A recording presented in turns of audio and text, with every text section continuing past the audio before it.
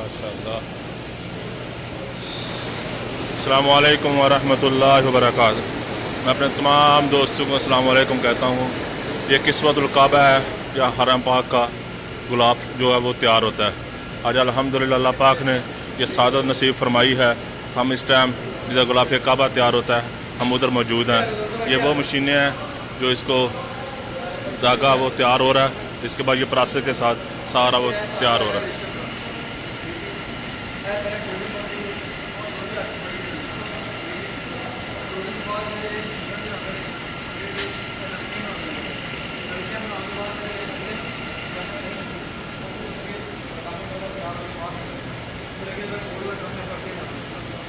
ये मेरे लिए बहुत बड़ी सादत की बात है।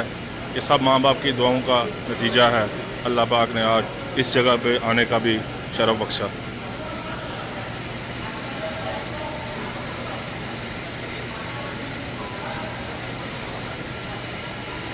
और तो मैं दुआ गो हूँ अपने तमाम दोस्तों को, अल्लाह पाक सबको इधर आना नसीब फरमाए।